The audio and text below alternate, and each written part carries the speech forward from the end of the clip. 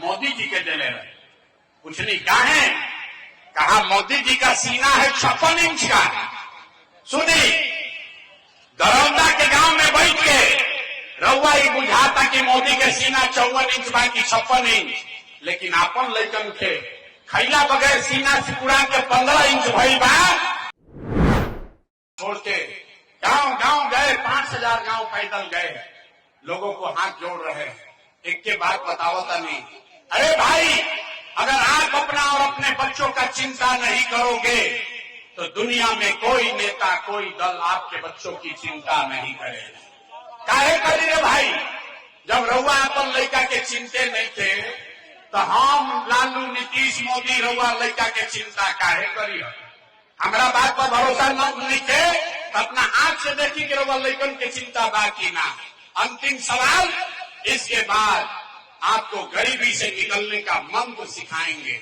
सब आदमी सोच कर बताइए, सब आदमी के बतावे के बाद हाथ उठा के और कुछ होके चाहे ना रोआ, सबके अपन अपन लड़कन के चिंता बा कि ना?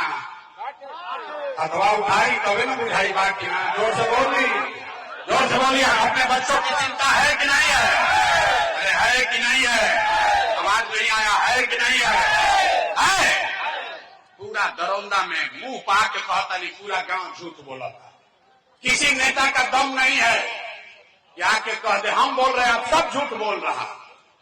रउआ कहनी हाथ उठा कभी देखी 2 मिनट में आपने कहा कि आपको आपके बच्चों की चिंता है।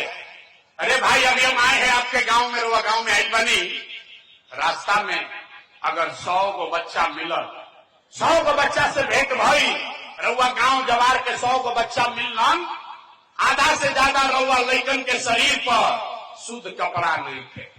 इजा नजर घुमा के देख ली, जितना छोटा बच्चा इजा आई बाड़सन, गांव में बाड़सन, आधा से ज्यादा लइकन के पैर में हवाई चप्पल भी नहीं थे। गौवा में पूछा था नहीं, ए भाई अपना लड़का के का दशा कैले बाड़ा, कम से कम बढ़िया कपड़ा काहे निकल पहना, वो चप्पल काहे निकल खरीद? आदमी कहता है, ए भैया इतना गरीबी बा, इतना महंगाई बा, कहां से कपड़ा खरीदी, कहां से खिलाई?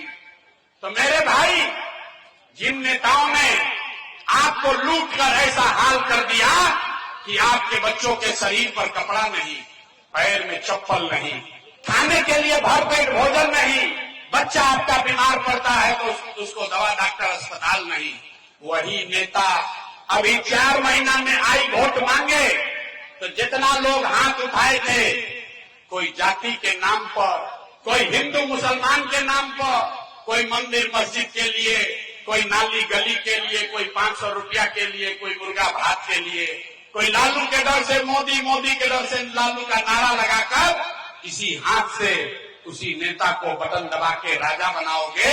और यहाँ कहता है कि बच्चों के लिए बड़ा चिंता है। अरे भाई, अपना बच्चा के नाम पर झूठ बोलता नहीं तो राउर दुर्दशा ना हो तो केकर दुर्दशा हो? लइकन के चिंता का होला? तनी देखी एक बार लालू जी के, लालू जी से सीखी। लालू जी के अपना लड़का के चिंता बा। लालू जी का लड़का 9वां पास नहीं किया, लेकिन लालू जी को चिंता है कि हमारा लड़का बिहार का राजा बने। हम ये बात कहता नहीं तो कुछ आदमी के बुझाता कि लालू जी के शिकायत करता ना, हम तो भाई लालू जी के तारीफ करता नहीं। लालू जी इतना अच्छा बाप पढ़ल, लड़का 9वां नहीं थे पास कैले, लेकिन चाहता उनके हमार लड़का बिहार के राजा बनो।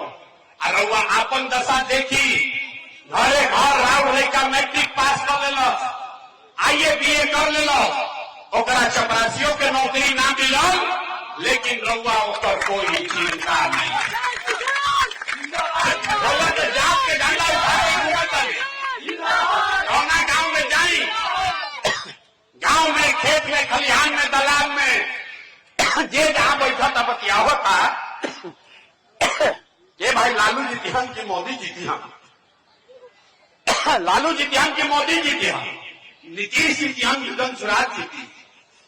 अरे भाई, राहुल लड़का कब जीती हो तो बतिया गांव में जाता नहीं, पूछीला केकरा के वोट देले रही, सुनी बिहार के कहानी, गांव में जाके पूछीला केकरा के वोट देले रही तो लोग कहता कि भैया मोदी जी के देले रहे। पूछनी क्या है? कहा मोदी जी का सीना है 56 इंच का।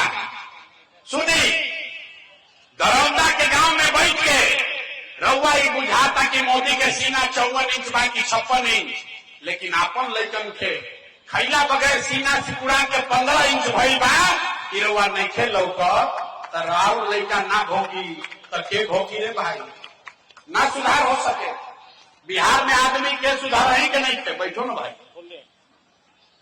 भाई बिहार में आदमी के सुधार ही के नहीं थे। आदमी कहते है भैया रउआ आई बानी, रउआ एगो दल बनाई, आगे आगे चली, हमनी के सब आदमी रउआ मदद करी जाए। हम रउआ के हाथ जोड़ता नहीं, हमको आपका मदद नहीं चाहिए। आप हमारा मदद क्या कीजिएगा? आप तो वो लोग हैं जो अपना बच्चा का मदद नहीं किए, हमारा रउआ मदद करो। हम जानते नहीं कि रउआ सुधरे के नहीं थे।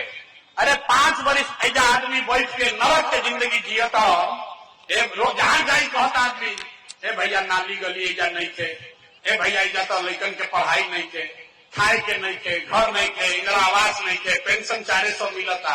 आ जैसा ही चुनाव आई कि सब बात भूला जाए।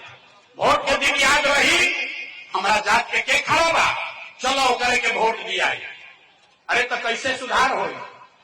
एगो प्रशांत किशोर आवस कि 10 प्रशांत किशोर आ जा, ऐसा सुधार होने वाला नहीं थे। जब तक आप नहीं सुधरिएगा तब तक कोई बिहार को नहीं सुधार सकता है। यही बात बताने आए। अब आपको एक हमारा मालूम है वो सुधरे के मानेगा तरवा के वो रास्ता बताई गई। ओकरा बाद 2 मिनट में गरीबी से निकले के वो मंत्र सीखे के बाद सब आदमी अगर बात ठीक बुझाए तो एक संकल्प ली, अगला बार जब वोट देवे जाए तो जगह के मन हो वोट दी। लेकिन जिन नेताओं ने बिहार को लूटा है, जिसने आपको इतना गरीब अनपढ़ बेरोजगार बनाया है, जिसने आपके बच्चों के पेट पर लात मारा है, वो आपके दल का है या जात का, आपके गांव का है या आपके झंडा का, उसको वोट नहीं देना है। तो जरा जरा बतवा बुझा तक हाथ उठाई तो दोनों पीछे तक जब आप पेड़ के नीचे बैठ के ठंडा खाता हूं उनको हाथ उठावे के बाद जोर से बोले के बाद, जिन नेताओं ने बिहार को लूटा है उसको वोट देना है कि नहीं देना है? तो ये देना है कि नहीं देना है? तो वह जात के हुई हम तो देव कि ना दे? हिंदू मुसलमान करेगा तो दीजिएगा कि नहीं दीजिएगा? आके 2,000 रुपया बटी हम तो देव कि ना दे? 2,000 रुपया दी तो वो ना दे? जोर से बोलिए दीजिएगा कि नहीं दीजिएगा? नहीं दीजिएगा? अरे भाई 2,000 रुपया नेता लाके दी ही तो पैसा लेवे के बाद काहे लेवे के बाद समझ ली। आप बताइए 5 बरस राशन कार्ड बनाने में पैसा लिया है कि नहीं लिया है? जोर से बोली राशन कार्ड बनाने में घूस लागल बा कि नहीं के लागल?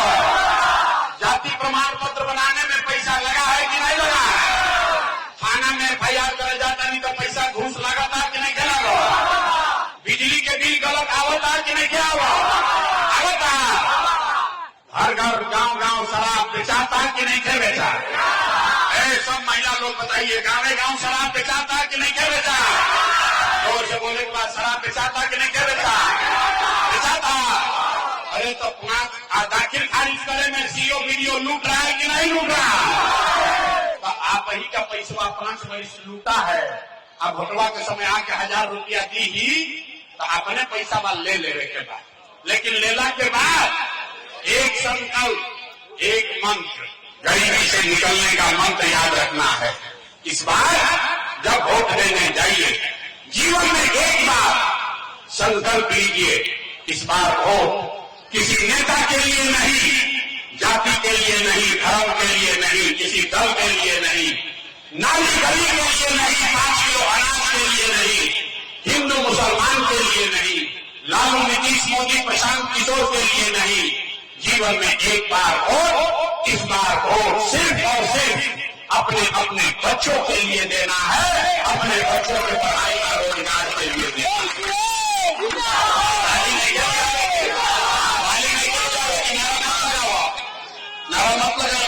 हाथ भाइये मुट्ठी बांधिए और संकल्प लीजिए। मुट्ठी बांधने के बाद हाथ उठाकर संकल्प लीजिए, अपने बच्चों के लिए वोट देना है कि नहीं देना है?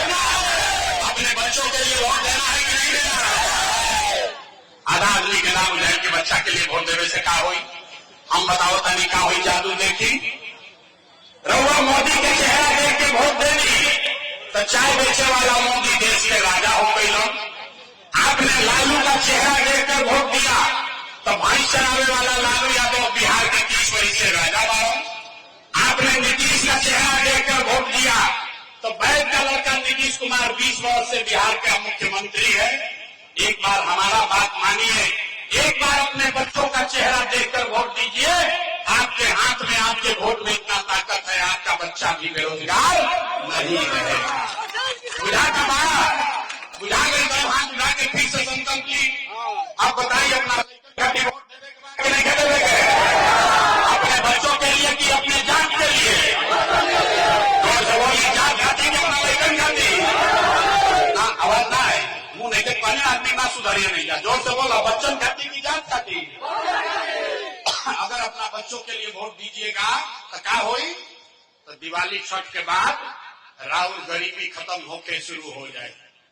इस बार जब आप दिवाली और छठ मनाइएगा, अगर रउआ झूठा संकल्प नहीं ले ले तो अब की हाली जब दिवाली और छठ मनाई तो आपके जीवन का, बिहार के बदहाली का ये अंतिम दिवाली और छठ होने जा रहा है। अब जिसको ताली बजाना है बजा लो।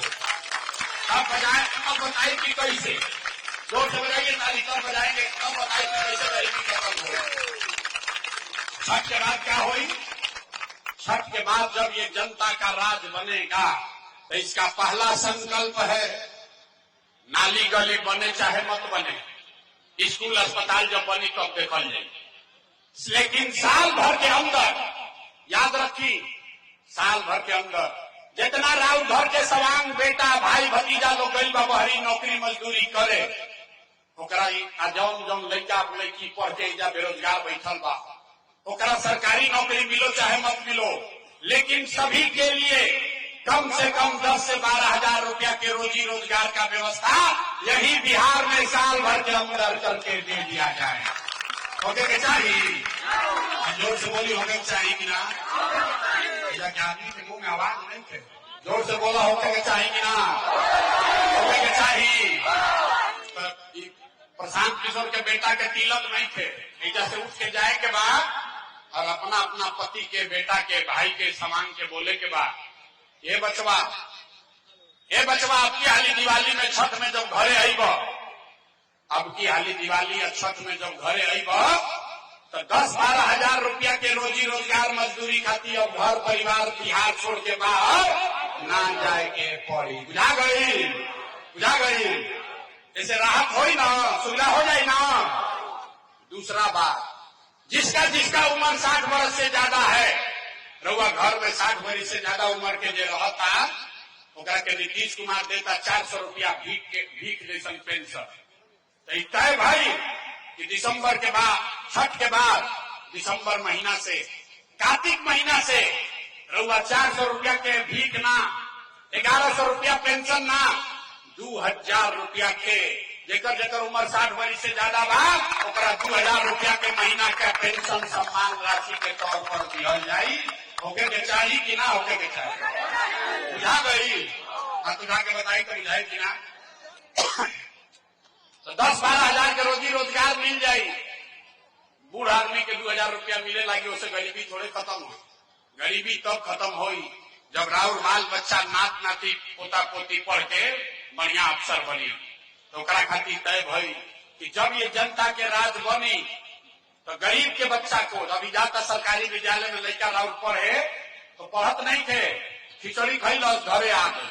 तो तय भाई कि दिसंबर महीना से जब तक सरकारी विद्यालय नहीं सुधरेगा, आप अपने बच्चा को, नाती पोता को प्राइवेट स्कूल, अंग्रेजी स्कूल में भेजिए और स्कूल भेजने का फीस और खर्चा सरकार की ओर से दिया जाएगा, ताकि गरीब से गरीब का बच्चा भी अंग्रेजी स्कूल में पढ़ सके। अपना लेकर कभी ताली तो बजा ला, ताली लेकर बजाओ, अपना लेकर कभी तालियों लेकर बजाओ, सुधार हो जाएगी। ये तीनों काम हो तो छठ के बाद जीवन बदली कि ना बदली? जोर से बोलिए, होगा, बदलेगा कि नहीं बदलेगा? तो सब पाठ पढ़ लेनी, अब परीक्षा देवे के बारी बात सोच के बताई 5 किलो अनाज चाहिए कि लड़कन खातिर रोजगार चाहिए? जोर से बोले का परीक्षा में फेल नहीं क्या होते? 5 किलो अनाज चाहिए कि रोजगार चाहिए? अपना लड़कन खातिर पढ़ाई चाहिए कि जात चाहिए? जात चाहिए कि पढ़ाई चाहिए?